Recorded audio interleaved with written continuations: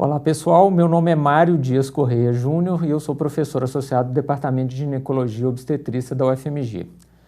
Nós vamos conversar hoje um pouco a respeito das desordens hipertensivas da gravidez, que são condições de alta morbimortalidade. Uma das piores situações que a gente pode enfrentar num plantão de obstetrícia é quando chega uma paciente apresentando uma convulsão, como essa paciente que vocês podem ver no vídeo.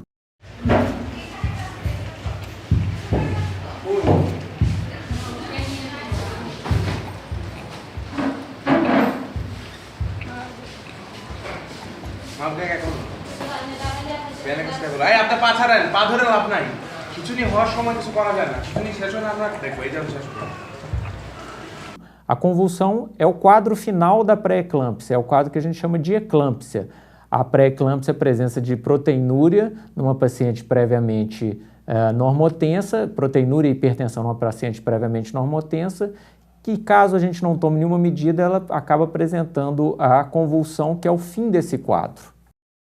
Essa doença é importante de ser estudada porque ela vai acometer um grande número de gestantes, 2 a 8% das gestantes vão ser acometidas por pré-eclâmpsia, resultando num grande número de mortes maternas. Até cerca de 12% das mortes maternas no mundo todo são decorrentes das síndromes hipertensivas da gravidez, o que representa mais ou menos cerca de 50 mil mortes por ano, e sendo a grande maioria delas em países subdesenvolvidos. Esse gráfico é bem interessante porque ele ilustra bem o peso da mortalidade materna nos países subdesenvolvidos. Vocês podem observar que o gráfico territorial, quando a gente dá um peso maior para a mortalidade, como a África e a Ásia ficam inchadas, a América Latina felizmente um pouco menos, mas comparado com os países desenvolvidos que praticamente desaparecem do mapa. Ela é a segunda causa de mortalidade tanto no Brasil quanto no mundo. No mundo, a hemorragia ela representa cerca de 27% das causas de morte materna e a hipertensão, as causas hipertensivas, cerca de 14%. E no Brasil, onde a gente tem um controle um pouco maior da hemorragia, a hipertensão representa cerca de 22% das mortes maternas. Além de morte materna, ela é responsável por importante morbidade materna. As convulsões levam a complicações neurológicas, como AVC hemorrágico, e outras complicações como hematomas hepáticos e uma série de outros problemas. Além disso, também impacta em problemas para o recém-nascido, sendo uma causa importante de prematuridade e baixo peso.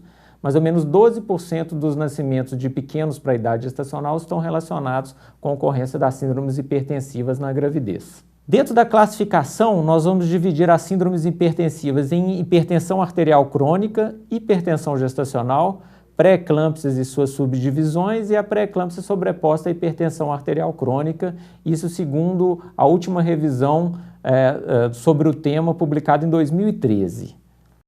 A hipertensão arterial crônica representa aquelas pacientes que já eram hipertensas antes da gestação, ou uma hipertensão que foi detectada durante a gestação, mas antes da 20ª semana.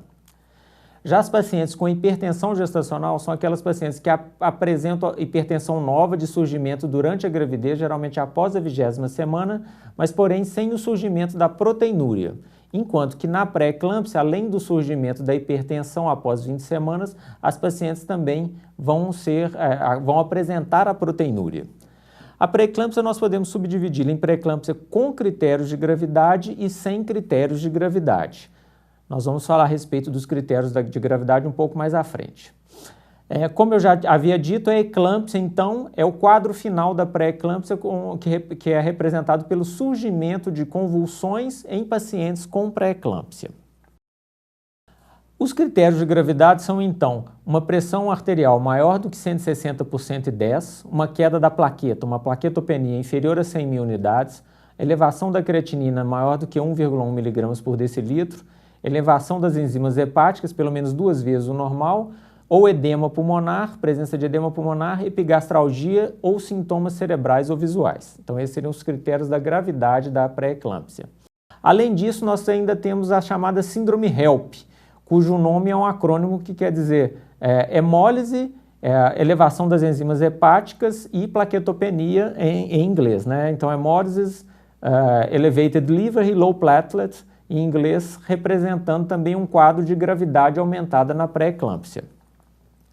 E, por fim, nós vamos ter a pré-eclâmpsia sobreposta à hipertensão arterial crônica. Então, aquelas pacientes que já tinham hipertensão antes da gravidez, elas podem desenvolver a pré-eclâmpsia. Elas seriam classificadas, então, de um surgimento de proteinúria nas pacientes hipertensas crônicas que não tivessem proteinúria ou na dificuldade maior em controle dessa hipertensão nesse grupo de pacientes. Pacientes que estavam bem controlados e, de repente, passam a ficar com um controle mais difícil.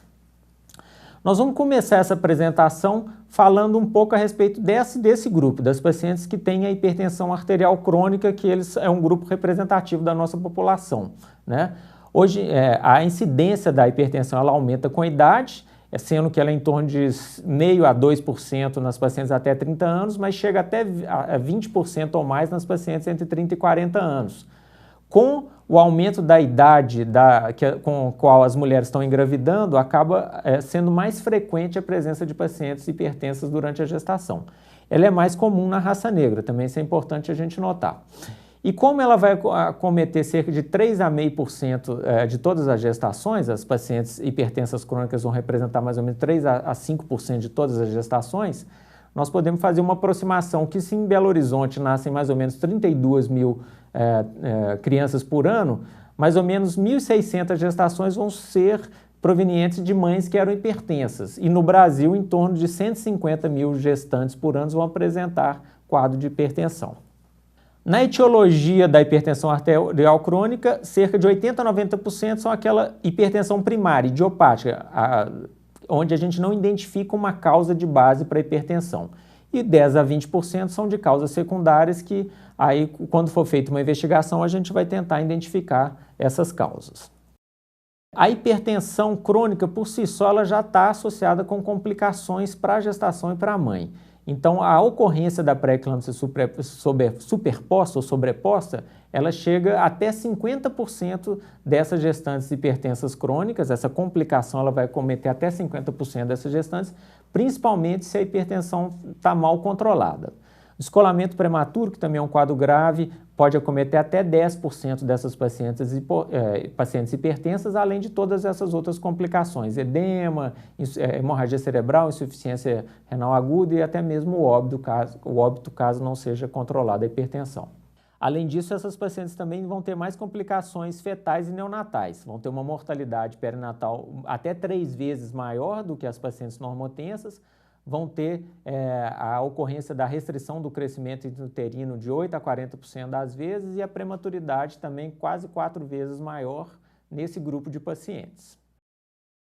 É importante falar nesse momento, relembrar da técnica da medida da pressão. Então, para que a gente consiga fazer uma medida da pressão adequada, a paciente tem que estar em repouso, assentada pelo menos a 5 minutos, né, em repouso. A pressão vai ser medida no braço direito, sendo que esse braço direito tem que estar apoiado na altura do coração.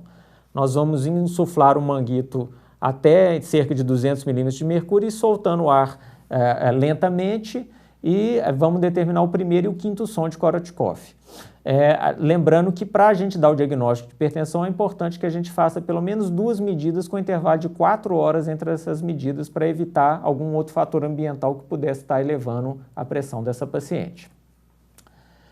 Dentro do acompanhamento, nós vamos ter medidas gerais comuns a todos os pacientes hipertensos, como suspensão do álcool e tabaco, repouso pelo menos 2 horas por dia, e a dieta que normalmente é recomendada, a dieta com pouco sal, para gestantes especificamente não houve nenhum estudo que conseguiu comprovar o benefício da dieta com pouco sal no controle da hipertensão na gravidez, mas de qualquer forma é uma medida geral que continua sendo recomendada. Além disso, no pré-natal vão ser feitas consultas com mais frequência, ao invés das consultas mensais que normalmente a gente faz durante o pré-natal, consulta de 3 em 3 ou 2 em 2 semanas ou até mesmo semanal, dependendo do caso. E essas pacientes elas sempre devem ser internadas em caso de crises hipertensivas ou no surgimento de instabilidades, né? Além disso, uma medida que é importante nesse grupo de pacientes é a terapia medicamentosa para que a gente consiga manter a pressão em níveis mais baixos.